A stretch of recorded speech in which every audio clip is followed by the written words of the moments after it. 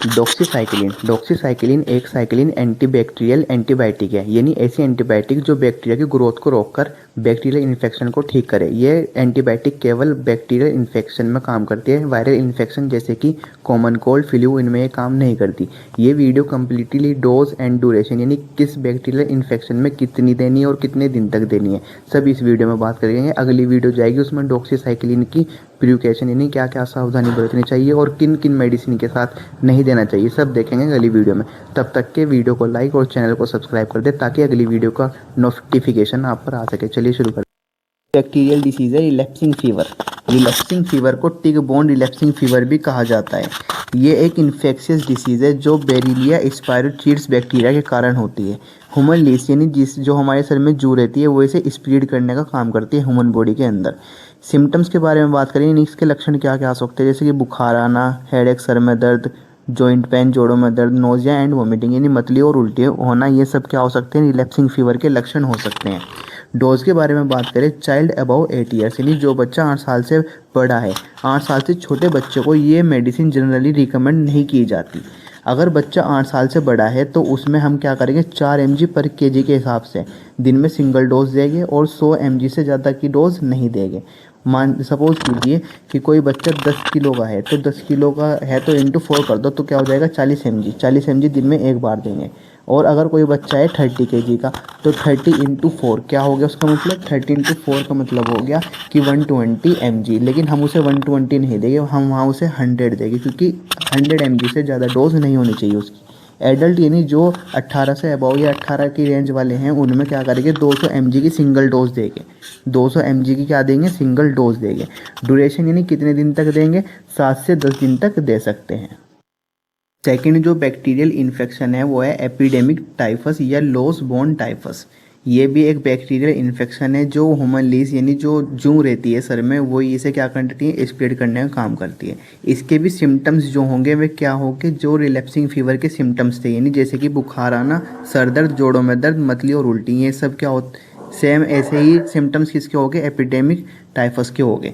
Dose के बारे में बात करें, जो बच्चा 8 साल से बड़ा है, जो डोज हमने रिलैप्सिंग फीवर में देखी थी सेम वही डोज क्या होगी, टाइफस एपिडेमिक टाइफस की होगी, सेम डोज होगी। लेकिन इसकी ड्यूरेशन क्या होगी, 5 से लेकर 7 दिन यानी इसमें क्या करके 5 से 7 दिन तक दे सकते हैं। डोज जो होगी वही रिलैप्सिंग फीवर यानी 4 mg पर kg के हिसाब से 200 mg एडल्ट में, मतलब सेम टू सेम वही डोज हम क्या देंगे, एपिडेमिक टाइफस के अंदर भी सेम टू सेम डोज वही रहेगी।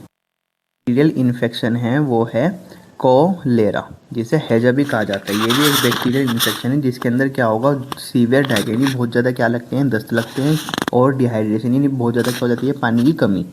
ये इन्फेक्शन आमतौर पर पानी के माध्यम से फैलता है, यानी पानी में इन्फेक्शन बैक्टीरिया चला जाएगा और क्या कर देगा, बॉडी के अंदर जाके इन्फेक्शन क्रिएट कर देगा। इसके अंदर इसके सिम्टम्स क्या होते हैं, जैसे डायरिया यानी बहुत ज़्यादा इसके अंदर डायरिया यानी लूज मोशन दस्त लगेंगे, और डिहाइड्रेशन यानी पानी की कमी होगी, वोमिटिंग उल्टी होगी, और लेग क्रैम्प यानी पैरों में रुक रुक कर दर्द होगा।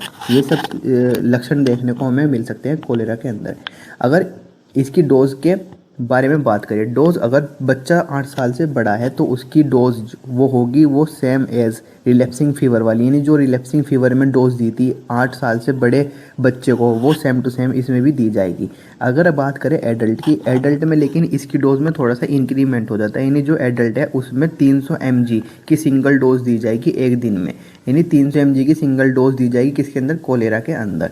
ड्यूरेशन की बात करें 3 से लेकर 4 दिन तक दे सकते हैं।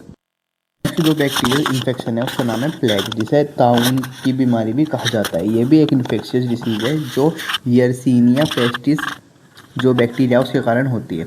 इसके सिम्टम्स के बारे में बात करें, इसके अंदर भी अचानक से बुखार आना, सर दर्द और चिल्स यानी ठंड लगना, वीकनेस, कमजोरी, ये सब इसके लक्षण होते हैं। और साथ ही में क्या होते हैं, कभी कभी ये भी लक्षण देखने को मिल सकते हैं कि जो हमारे लिम्फ नोड्स है, जैसे कि हमारे कहीं कहीं चोट्स है, उसमें क्या मिलेंगे, स्वेलन यानी गांठ गांठ टाइप सी कुछ मतलब सूजन आ जाएगी। इस ये क्या हो सकते हैं इसके लक्षण। इसकी डोज के बारे में बात करें, जो बच्चा है अगर वो 45 kg से कम खाए, यानी अगर कोई चिल्ड्रन 45 kg से कम खाए तो उसे 4.4 mg पर kg के हिसाब से पहले दिन इस डोज के हिसाब से हम क्या देंगे उसे, दवाई देंगे। फिर क्या करेंगे, जब अगला दिन मतलब जब उसके बाद क्या करेंगे, फिर हम उसकी डोज क्या कर देंगे, आधी कर देंगे, लेकिन दिन में 2 बार कर देंगे। ठीक है, जैसे कि कोई बच्चा है 20 kg का, यानी 45 kg से क्या होना चाहिए, कम होना चाहिए। तो 4 करेंगे तो लगभग वही आपका लगभग 100 के लगभग आएगा। तो 100 के लगभग यानी क्या करेंगे हम उससे डे 1 में हम क्या देंगे 100 mg, लेकिन मैक्सिमम 200 mg से ज़्यादा नहीं देंगे। और फिर जब अगले दिन यानी उसके बाद क्या करेंगे, डे 1 के बाद हम उसे 2.2 mg/kg के हिसाब से दिन में 2 बार देंगे, यानी एक टाइम में हम उसे 100 मैक्सिमम 100 mg देंगे, और 2 टाइम देंगे यानी 200 mg, दिन में 200 mg देंगे, लेकिन 2 बार देंगे 100 mg करके मैक्सिमम। ठीक है, और जो चिल्ड्रन है जिसका वेट 45 kg से ऊपर का है या एडल्ट है कोई, तो उसमें क्या करेंगे हम, जो डे 1 होगा उसमें तो 200 mg देंगे, और फिर उसके बाद 100 mg दिन में 2 बार, यानी दिन में 2 बार क्या देंगे 100 mg, यानी जैसे कि सुबह को 100 mg दे दिए, शाम को 100 mg दे दिया, इस हिसाब से क्या देंगे, दिन में 2 बार देंगे। और इसकी ड्यूरेशन के बारे में बात करें तो 10 से 14 दिन तक ये डोज हम इसको देंगे।